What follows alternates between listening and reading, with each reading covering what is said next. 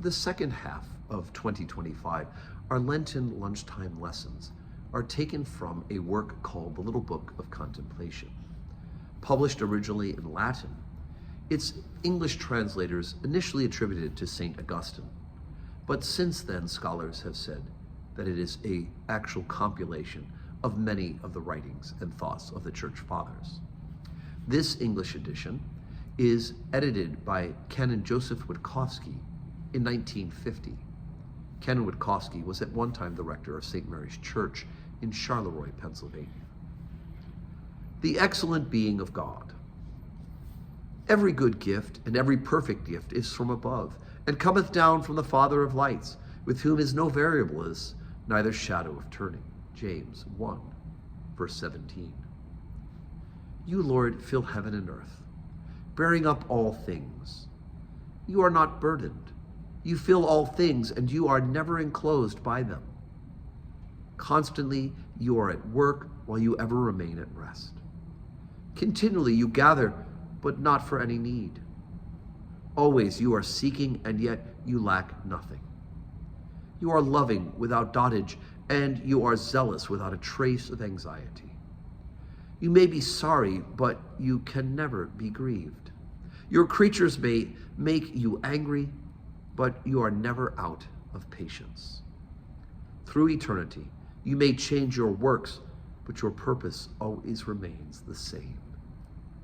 You receive that which you have sought out, and yet you have never lost it.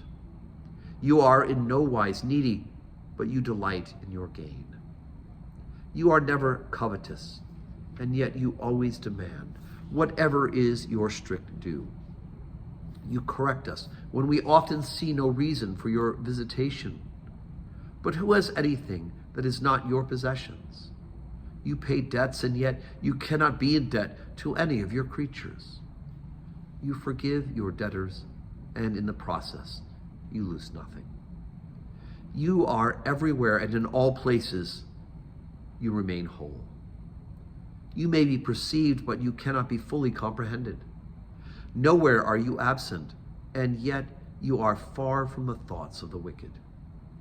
Nay, behold, where you are far off, you are never away, since where you are absent by grace, you are present by justice. Indeed, you are present in all places, but you ever remain most difficult to find.